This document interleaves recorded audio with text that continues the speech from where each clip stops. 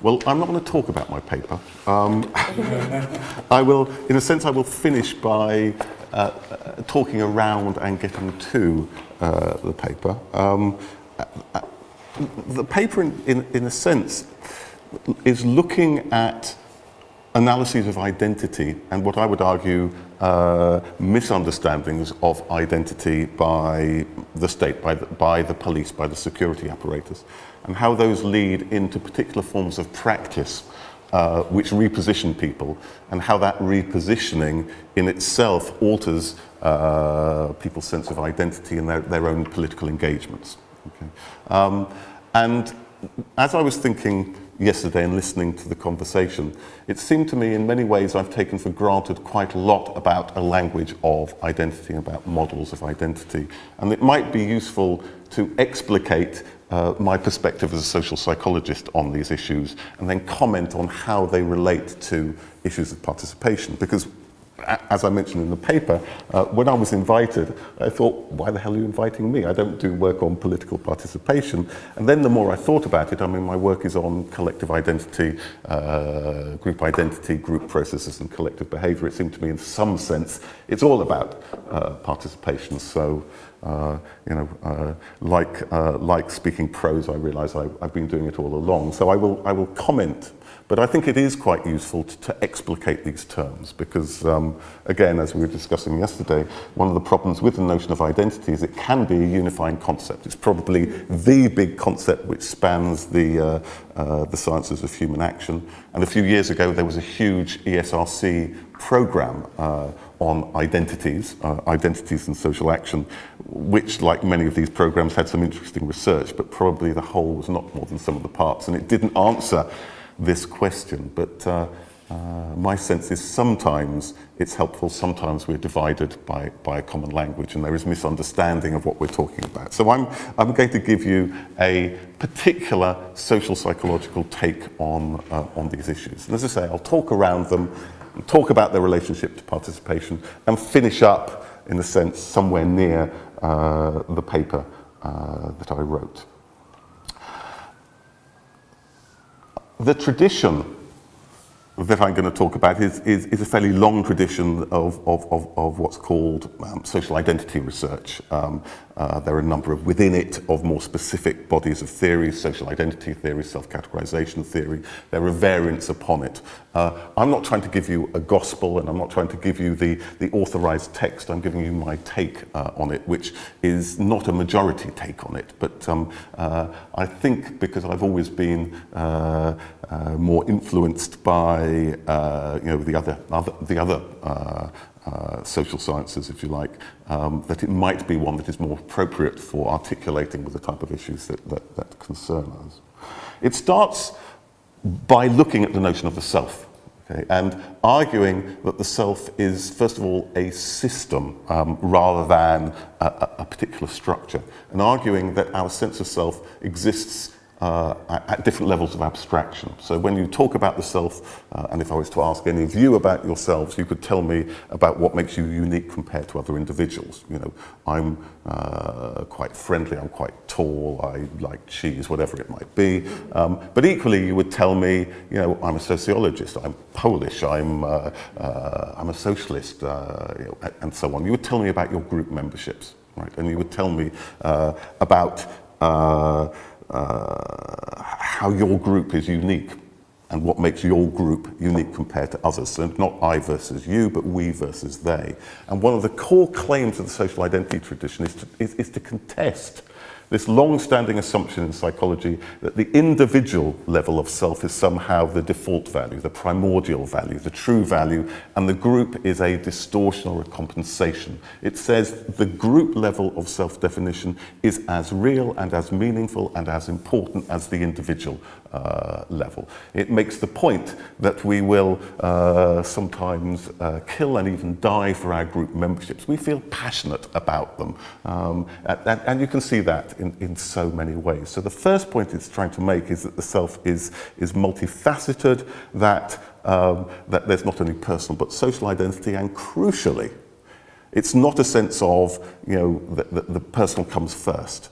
Right? It is much more a sense that in different social contexts, where our social relations and our social reality is organized in different ways, then different identities will be meaningful. So one example, the front page of one of the key texts in this tradition, which is talking about stereotyping and social reality, has a picture of the poll tax riot on it. And the point they're trying to make is that, look, if I was in a pub with a series of police officers, I might think, how is this one different from that one? Is this one a friendlier guy than that one? Okay? My relations would be structured interpersonally, and personal difference might matter. But when they're charging at me behind riot shields, if I was to say, now, let me think, is that riot policeman nicer than that one? That would be pointless, dysfunctional. I'd soon be lying on the floor with my head bloody. The point is, in different contexts, where social reality is organized at a categorical level, then the categorical level of identity is critical. Okay. So the first point is that when we talk about identity, and when we talk about personal identity, well, one of the key claims is, look, there is diversity, right? And the second point is that the self process is variable. In fact, one of the core claims of this model is the way in which it articulates between the social and the individual is through the variability of the self process, through the ways that in different places and different times I act in terms of different identities. So the point it's making is that the question of, is the self fragmented? Well, at one level, if you look at it in over time and over space, yes, the self is fragmented, and all of us are profoundly contradictory. I mean, as an academic, when I lecture to people, I seek to be objective, based on the evidence, not to be dispassionate, but to show that I warrant all my claims, right? When I'm at a football match between Tottenham and Spurs and there's a contested penalty, I don't say, well, let's be objective about that. That probably wasn't a penalty for Spurs. I'm behaving in terms of loyalty, commitment, passion. I'm a very different person. So although we have a clear notion of the continuity of the self, and it's fascinating to ask why we have that ideology. I mean, one strong argument is that, like most ideology, it's founded in legal necessity. To hold people accountable in society, you have to have continuity of identity, because I can't say, oh, the person who committed the crime wasn't me. So there might be very strong reasons why we have a sense of continuity of identity, but I would argue that over the piece, we're fragmented. But at particular points in time, at particular points in time, we may very well act in terms of a very clear and somewhat unified sense of self with others. But again, whether in any particular context, if you like, the co-present population is unified in terms of identity is an empirical question, and that can shift. So another point that would be made is that when we're talking about groups and collectives, we've got to distinguish between a physical gathering and a psychological group. And the example I would use to illustrate this is one which all British people have great experience of, and people from elsewhere look slightly uncomprehending, depending on where you come from. And it's the experience of being on a train. Okay, you could be in a train carriage, and it's certainly crowded. There's a group of people. But psychologically, people are resolutely individual. They think of themselves as individuals. They don't think they've got anything in common with anybody else. They try and turn away from each other. They're all reading the same paper, but if anybody reads yours, that's an invasion of your space. If anybody rubs against you, that's noxious. And then the train stops, and it stays stopped. And there's some pathetic announcement about leaves on the line or snow, whatever it might be. And then you begin to have a categorical commonality. We are aggrieved commuters against the train company. And you begin to see the transitions. You begin to see that people turn towards each other, talk to each other. I mean, sometimes, and we're talking about British people, even share their sandwiches. It's that extreme. So we see that in a physical gathering, you could have no psychological categories. You could have multiple psychological categories. You could sometimes have a unified psychological category, and that changes over the piece. One of the things that we find quite often looking at collective events is they are characteristically multiple. In a demonstration, you normally have 100 different groups, but at particular points in time, specifically because of police action, they can unify. So again, the question of fragmentation or unity for us is not sort of an absolute, is it one or is it the other?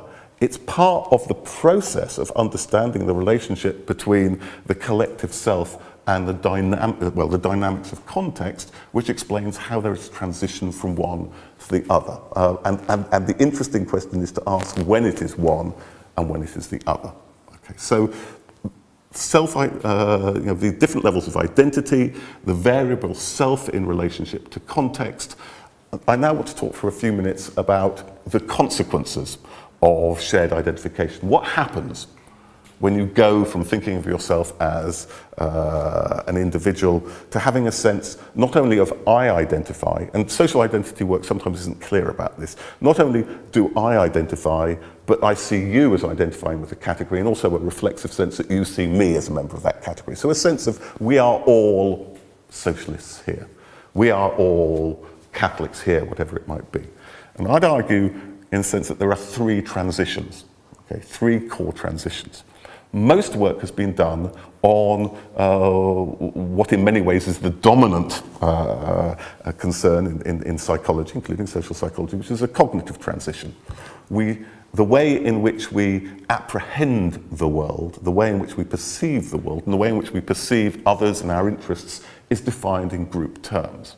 So, first of all, the way I see others, what matters is, are you in group or out group? Are you one of us?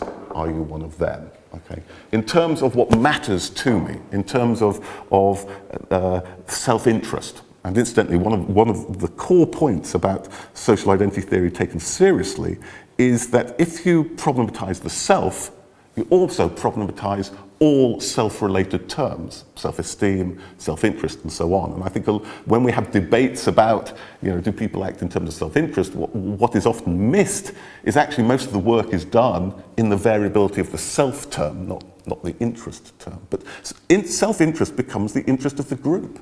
The interest of other in-group members is my interest.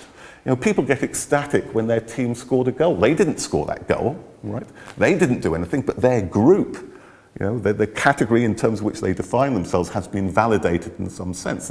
And we know that that's a visceral experience because it becomes part of yourself, and therefore it becomes as important to you as you, I don't know, winning a prize, passing an exam, whatever it might be. So the interest is the interest of the category.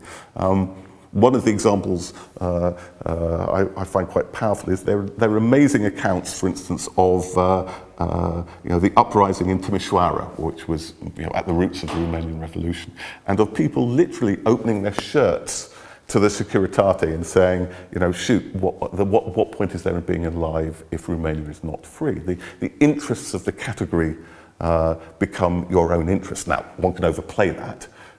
And First World War poets talked about the old lie of dulce et decorum est pro patria mori. I mean, often people don't identify in terms of the nation and are still forced to go and die. But when you do identify, the interests of the group become yours. And the point that is often emphasized is that the norms and values in terms of which you act become collective norms and values. The question you ask is, what should I be doing here as a Catholic? What should I be doing here as a socialist? So in contrast to a lot of classical psychology, which says that in the group we lose identity, we lose norms and standards, the argument is that as we become a group member, we seek to act in terms of our group membership, a process of what is often referred to as self-stereotyping. We talk a lot about other stereotyping, but you stereotype yourself. You define yourself in terms of the category. You act in terms of categorical understandings, which explains the social shape of collective action. And a lot of my work has been trying to show the social shape of crowd action can be understood through these types of processes. So the cognitive transformation is the first thing. The second transformation, which is sort of gaining ground in interest recently, has been a relational transformation. And let me illustrate this obliquely. I think for most men becoming fathers, one of the things that you're concerned about is changing nappies. The notion of other people's shit is something that you think will be disgusting. And when you get to it, it's not. And it's not because your child is not other to you.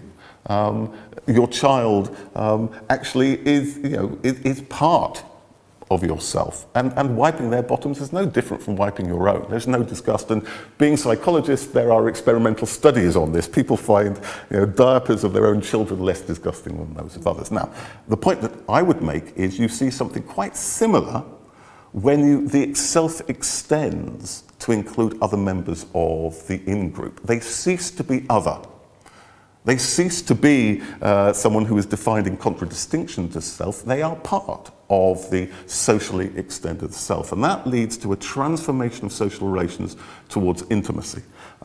Disgust is something that I've been quite interested in because disgust is the social ordering emotion par excellence. If you look at a lot of work on racism, you see that a lot of it is around visceral disgust. They smell, Indian food, ugh, touching them, they're dirty. I mean, all these types of notions. So, one little study we did, we got people to smell T-shirts, which were either in-group or out-group, then looked at how quickly they go and wash their hands. Well, when they're in-group, they stroll over, they wash their hands. When they're out-group, they rush over and they scrub their hands. So within the in-group, and I mean, these things are quite important because to be able to work together, to put your arms around sweaty bodies, to stand together with people, I think these things are quite important. But there's much more than that. So there's a lot of research showing that when people are in group, we tend to respect them more, we tend to trust them more, we support them more. I mean, a lot of work nowadays showing that when people are in group, you give them more help, and critically, you expect more help for them. Some of you will know Balby's work on attachment and a secure base, the notion that this is critical for going and acting in the world. Well, I think the group provides a socially secure base. It's a sense that if I'm in trouble, they'll help me. You see this in demonstrations. People get arrested, but they know that other people will help pull them away. So these things are critical. People agree. There's some lovely work on consensualization. The best way of telling whether people see you as in-group or out-group is when you say something, do they pick up on what they agree with or whether they disagree with? We've all had that experience of people, and you're thinking, why do they continuously pick up on the disagreement? It's a way of social positioning. But again, it allows you to form consensus. It allows you to work together. Leadership is only possible when people share identity. So what we see is a whole series of relational shifts towards intimacy, which allow people to work together, to align their efforts, to be effective, to be empowered as a group. And if you think of it in mathematical terms, it's as if the vectors of effort become aligned. So that relational shift, I think, is really important in groups as well. And I think you will see, hopefully, how it becomes important in terms of things that interest us. And the third is an affective shift. Again, psychologists have begun to be interested in group emotions, I think in an uninteresting way, I should say, but group emotions theory is all the rage. But I do think it's important because, again, historically, when you look at work on emotions, and I mean, it's groups in general and particular groups, and obviously disempowered groups, there is the notion that the rational individual man, white man, is one thing, and everything else is emotional. So groups are emotional, women are emotional, black people are emotional, so on and so forth. So the dominant notion is, and this is why people have shied away from it, that there is a zero-sum game between reason and emotion. And the more you talk about emotion, the more you lose the notion of reason. So emotionality is a deeply problematic thing, and yet you can't ignore it, because one of the things about groups is that they're passionate. They're passionate places. Crowds are passionate places. You ask people about their experiences of being involved in collective events. I mean, I'm sure if you talked about being involved in a solidarity demonstration, being with your team when it wins the cup, whatever it might be, they are passionate occasions. Okay. There is, interestingly, I think, an alternative tradition, the Durkheimian tradition, because of course Durkheim talks about effervescence. Which I think is a lovely term. I think it captures that bubbling excitement. And for him, and in that tradition, and in the anthropological tradition, people like Victor Turner and so on, it's not that one has lost reason, lost one's mind, and that's why you're emotional. It's much more that it is in the group one is able to, if you like, enact the group values that one is so positive about groups. Now, our argument is that there are, in a sense, two routes to emotionality, which in some sense I've described already. One is a sense of, that sense of intimacy, that sense of overcoming the sort of the enemy of everyday life and having a sense of the other as an affirmation to the self. I mean, most of the time, if, say, I've always thought it would be nice to do the study of the day after we win the World Cup, but it's going to take a while, especially in Scotland, before we can do that. Perhaps you can do it in Poland. I don't know. But that experience that, you know, you go into the corner shop, and if you were to venture an opinion, you know, about politics, about sport, people might look at you as if you're mad. They might disapprove of you. You would never talk to them. But if there was some collective event where there was the assumption that everybody reacted in the same way, and you can go and you can say to complete strangers, wasn't it wonderful? In fact, I was watching in bed last night a program about VE Day, right? And again, it was that ability to know that whatever you say will be affirmed by others. I mean, it's a profoundly positive and emotional experience. And the second is, I mean, it seems to me that what the group does is, number one, through the cognitive transformation, it gives you a common perspective on the world. Right? Secondly, through the relational transformation, it gives you the power to enact that. It is probably only in the group that you are able to actually enact your identity. And for me, identity is not just a cognitive thing, it's a model of how the world should be, and you can instantiate it within the group. So there is that sense of we are no longer, if you like, the objects of history pushed around by others. We are the subjects of history, making our own history. And every year I tell my students I run a class usually on collective behaviour. I say, go and see any collective event. Don't mind what it is, just go to a collective event and just talk about your experience. And one year they all came back and they were ecstatic. And students aren't always ecstatic in my classes. Sure. They were ecstatic, they were laughing, they were happy. And I said, well, what was it? And they'd been to the Make Poverty History demonstration in Edinburgh when the G8, it was overshadowed, if you remember, because in that period there was the 7/7 bombings. But nonetheless, they came back. And I said, why? They said, for the first time in our lives, we were telling governments what to do, right? Now again, if you look at Maslow will talk about, you know, self-realization. He doesn't talk about what's self. Again, the notion of collective self-realization. Actually, when I do this work with another of my colleagues, John Drury, we use a Marxist term, collective self-objectification. But that notion that you actually enact yourself, again, we see as highly positive. And we have some data, structural equation modelling of survey data, which suggests that these two paths lead in to that notion of being passionate about the group, because the group gives you social agency. I mean, the fascinating thing is when you look at traditional notions of the group, the notion is it's the individual and the individual self who is the agent, and that's atrophied by the group. Our argument is it's precisely the opposite. Actually, groups, collectives, demonstrations, crowds are probably virtually the only time in our lives when we really are, you know, agentic in the sense of carving out our own fate as social subjects. And that, for us, is really powerful. Okay. So those are the three transformations. Now I want to draw out a number of implications of those, which might have some relevance for issues of participation. The first is investment. A number of years ago, I went to, actually it was a fantastic conference in Thessaloniki, which I'd never been to before, and it's one of the most fascinating cities in the world. It's one of these cities where Christian and Muslim and Jewish communities live together, and there's a wonderful book about the history of Thessaloniki. Unfortunately, it was destroyed, burnt down in the 1920s, and during the Nazi occupation, the Jewish population was exterminated. But nonetheless, it's a fascinating place. But anyway, it was the. If I thought I didn't belong here, I thought I even more didn't belong there. It was the Hellenic Association of English Studies, but it was about the collective, right? And it was about lots of Lacanians coming together to talk about Lacanian notions. And I mean, it was hermeneutic in the sense that you presupposed that anything that Freud and Lacan said was right, and then you worked out why. You didn't ask whether these concepts were of use to us. And when I made the completely heretical notion that was a Freudian notion of investment the best way forward, people just looked at me as if I was, you know, it was a bit like going up to the Pope and saying, "Why aren't you a Jew?" It didn't work. I can tell you, it didn't work. But one of the things that has always struck me is, I mean, psychologists academic psychologists on the whole are very negative about Freud. But often, of course, theorists are more important for the questions they ask than the answers they give.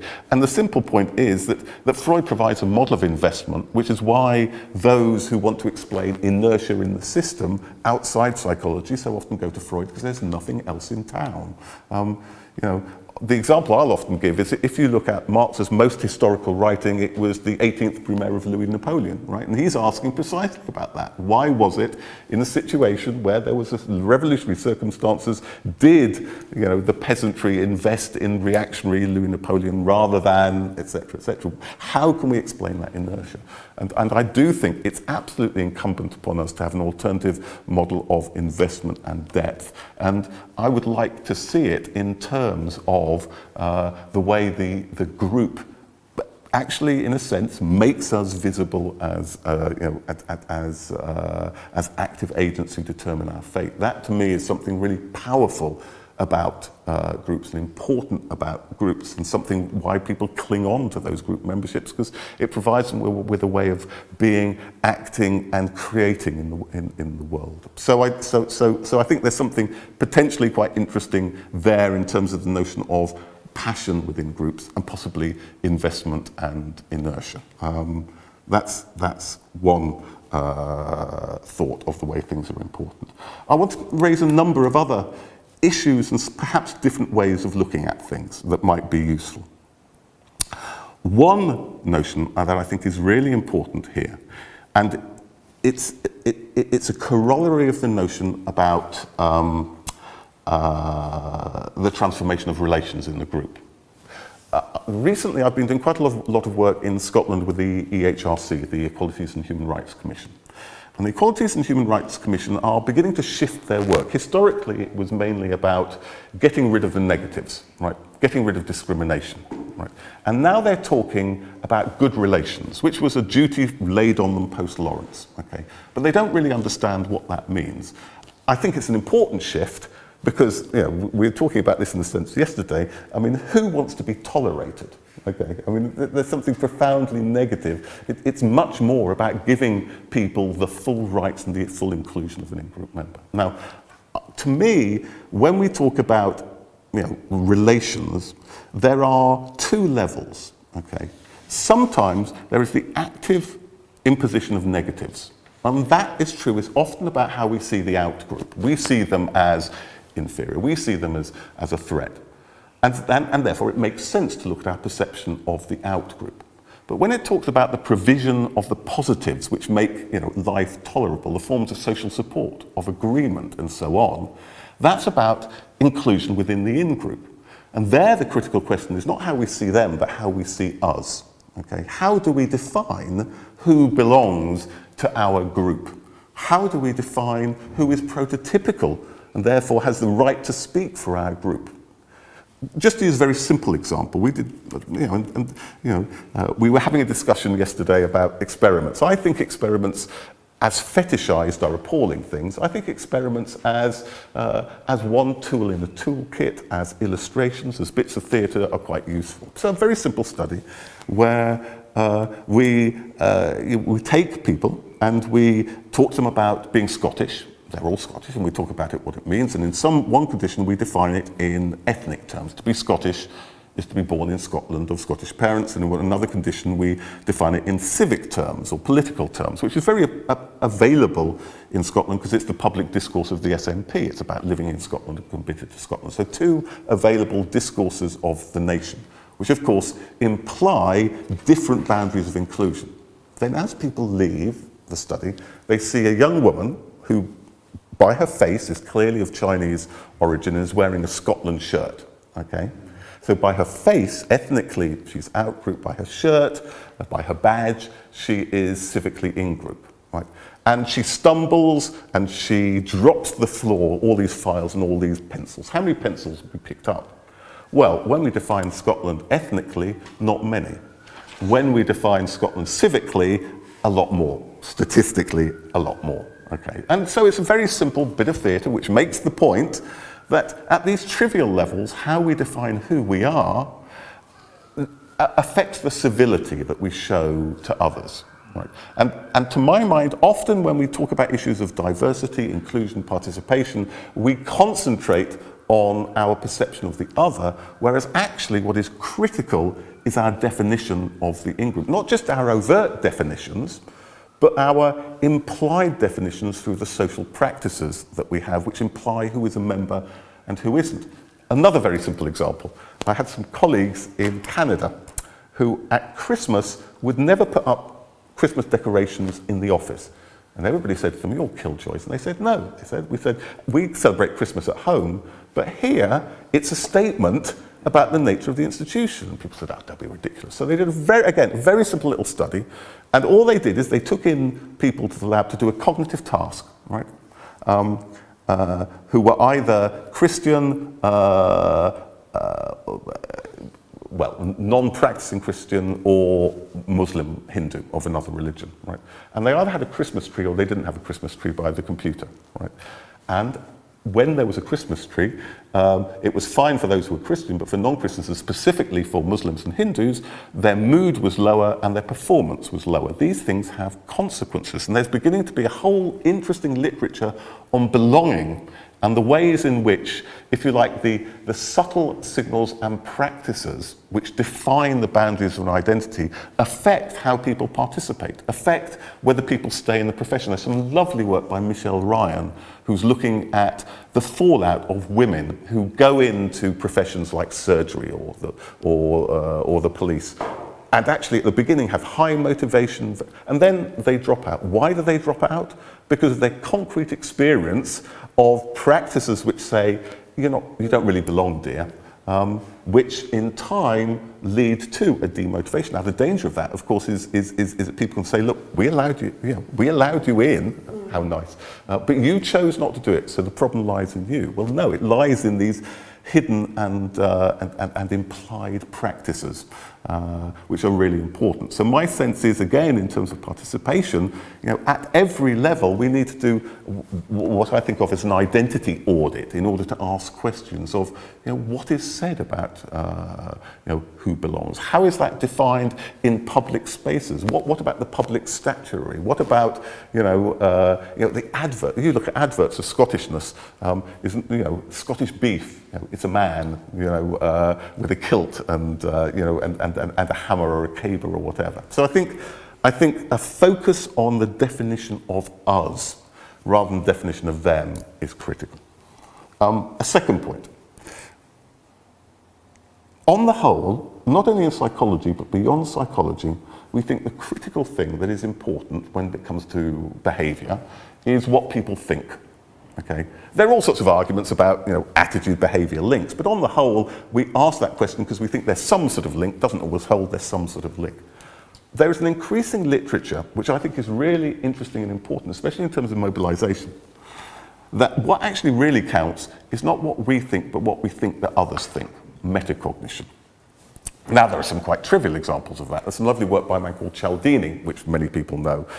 If you're in your room upstairs, do you recycle your towel or not? What's the most effective message? Well, the most effective message is most people recycle their towels, but even more than that, most people staying in this room, because they're people like you, recycle their towels. It's telling you what the social norm is. Equally, there's some fascinating work on media effects. And there's some lovely work in Rwanda on the role of the media in reconciliation. What it shows is that actually the media don't change anybody's opinion. I know what my opinion is, nobody's going to tell me. There's lots of stuff on reactants, I'm not going to be told. However, I know that I'm not an epistemic authority on what you think. So the media tells me what you think. And it does alter what we think others think, and that is critical to the way in which people behave. Again, I remember a study, I've never saw it published, but somebody was talking about it at a conference I went to. Before the Second Gulf War, the 2003 Gulf War, most Americans were against intervention. Most Americans thought that other Americans were for intervention. And the thing that was critical to whether they raised their voice or not was not what they thought, but what they thought that others thought. Now, the reason why that's important is it explains change, right? We think change happens when we change a lot of people's opinion. But actually, a lot of the reason why there isn't change is because of the public structures of communication which keep us in ignorance about what others think or make us believe what others think. If you can cut through that sort of epistemic blockade and create new relations of communication, you can often change things very quickly. Now, I think in terms of mobilization for collective action, again, what is often critical is to say, we think this, not even to justify it. You don't need to justify it because people believe it already, but public signs. There's a great literature on the understanding of this by authoritarian regimes. So the role of the Nazi salute or the fascist salute, there's a great book by Falasha Zamponi on it, and there's another book on the Nazi salute. And the point they're making, again, is the point of the Nazi salute is not what I believe. I can give a Nazi salute and not believe in it. And no, I don't believe in it, but I have to do it because it's not worth not doing it. But when I see everybody else doing it, right, it leads me to think, oh God, perhaps they do believe. So perhaps everybody believes. So perhaps I'm, isolated, so there's no point my taking action. Okay, so the role of public forms of display in creating this metacognition and therefore affecting action is critical. And I think, as I say, a lot of the work in mobilization should be at the level of metacognition rather than of cognition. Let me go on now to a third and more general point. In a sense, the argument that I've made is that groups align their behavior around the definition of group identity, right, and are passionate and committed to it, right. What that means is that the forms and extents of collective mobilization are determined by the contours of social identity. That whoever controls social identity, whoever defines social identity, defines a source of great social power, a world-making source. And it means that, first of all, anybody who effectively wants to mobilize needs to work on our collective sense of self. It also means that inevitably those with different projects will contest the meanings of the category. That every category meaning will be a source of contestation because it's a source of mobilization. Okay. And a lot of my work over the last decade or so has been on this. For instance, we looked at definitions of Scottishness. And what you find is you don't get a difference in the extent to which those in different parties in Scotland define themselves as Scottish. Okay. The SNP define themselves as Scottish no more than Labour or even Conservative.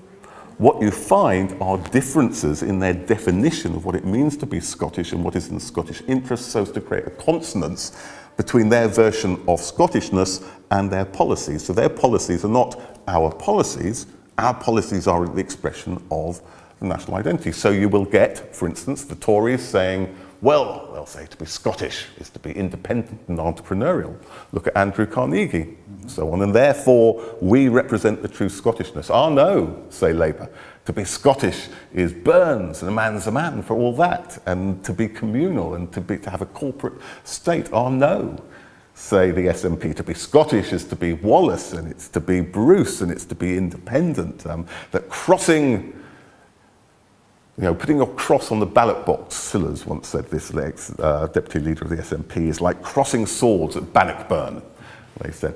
And notice, incidentally, that the referendum is the 800th anniversary, it's the 700th anniversary of Bannockburn, 1314 to 2014. They're not stupid about symbolic politics, the SNP. So we look at how there is this contestation. Now, that raises a point more generally about psychology, I think.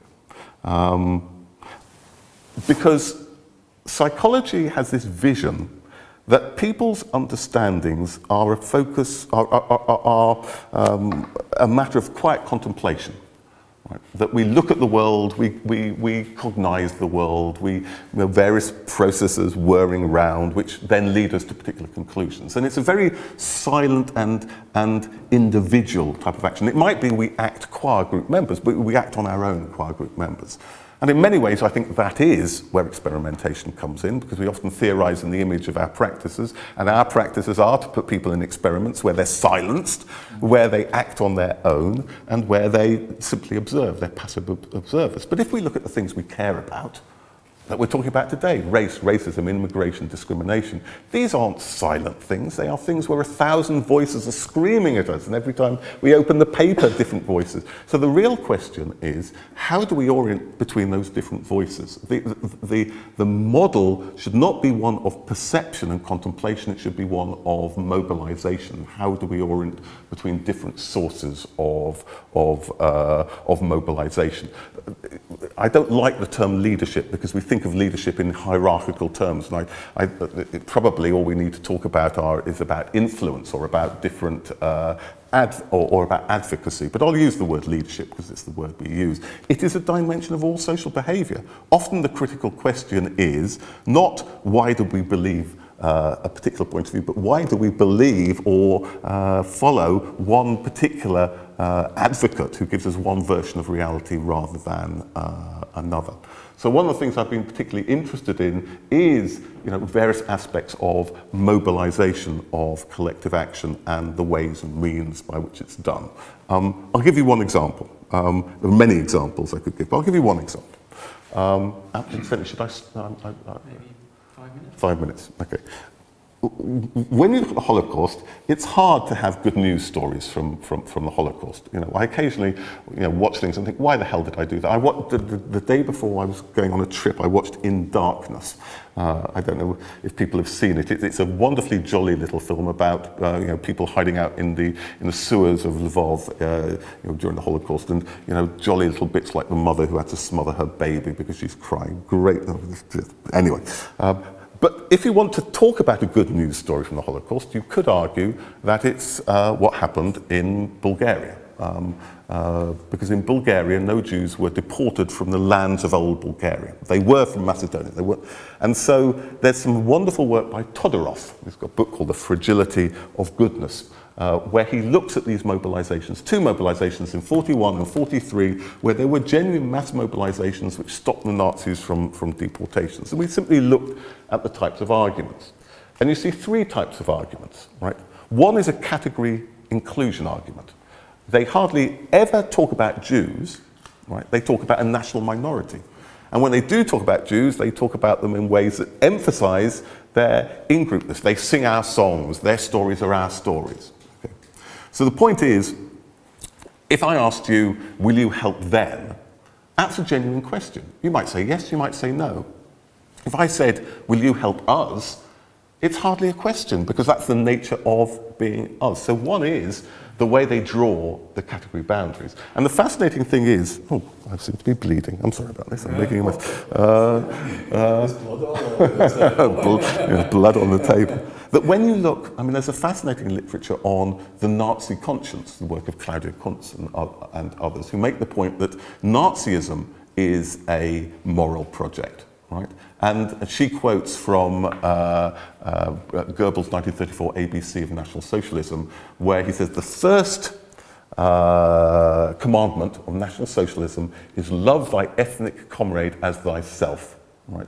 Now, at one level, that's attract love. The other is yourself. Give to the community. Of course, the kick in the tail is how you're defining the community. It's an ethnic comrade. So in both cases, you're getting a similar dynamic. Love the in-group, you just draw the boundaries in different places, and in one place it leads to exclusion, and then, not automatically, but subsequently to extermination. In the other, it leads to solidarity and support. But it's not the only argument. There are two other arguments. Another argument is a normative argument. Okay? The normative argument is, what does it mean to be Bulgarian? To be Bulgarian is to fight against the Turkish yoke. It's to fight for the underdog. It's a particular normative configuration. And the third type of argument is a category interest argument, especially in 43, where you say, look, Germans might lose the war if we want to be part of civilized nations. We mustn't be seen to be part of the Holocaust. So there are a series of group-related arguments used to mobilize people in particular ways. And so identity, we often ask what identity is. You know. For me, identity is a tool. And so the issue is that there is no single definition of identity. Identity, precisely because of its power, is always going to be multiple. The issue is going to be how can we configure it in ways in order to mobilize in particular ways. But I think there are other aspects of that, and I think there's a lot of mileage to be done. I mean, I'm interested to hear, I'm very sorry I didn't hear your paper, I'm interested in hear emotion, right, the role of emotion.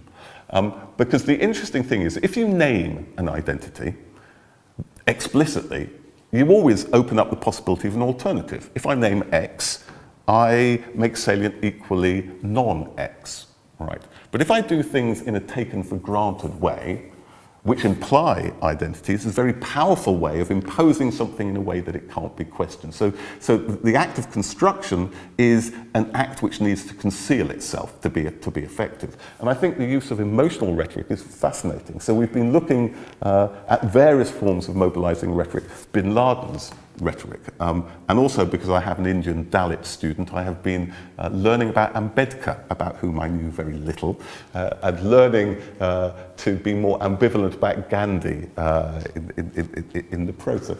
But what is fascinating is, for instance, I mean, what Bin Laden always does is he starts off with a notion of being, religiously humble, and he who steps in the way of God will be blessed, but he who doesn't will never be. So he's immediately setting up a framework. And then he will talk about the shame and the humiliation of what's happening in Palestine.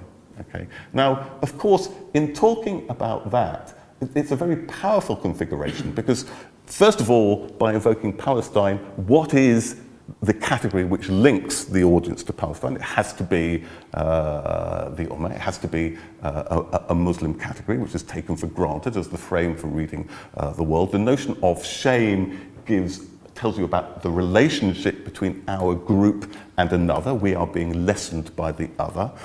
It also, because emotions and motivations, has implicit norms that we must respond or else we will be lessened. It's a very powerful configuration. So the use of emotion in rhetoric, I think, is important, but it's important in relationship to the way in which it not only invokes motivationally, but it takes for granted particular forms of categorization. Again, in Ambedkar's rhetoric, we've been particularly interested in the notion of humiliation and the role of discourses of humiliation in invoking norms, in defining categories, and in defining category relations. Now, I want to finish, in a sense, by getting back to my paper. Because, of course, the rhetorical is, I think, it's an important and it is an autonomous level of determination, right? But it is not, in a sense, all there is. I mean, in psychology, like every discipline, the extremes of postmodernism, there's been a strand in psychology which basically talks as if, you can talk the world into being at will. And of course, there are constraints. Right. There is some very interesting work on the war in the former Yugoslavia, and there's a great book by Gagnon called The Myth of Ethnic War. And the first point he makes is, the myth of historical rivalries is necessarily a myth. There was lots of intermarriage. And secondly, Milosevic's rhetoric wasn't very successful at first.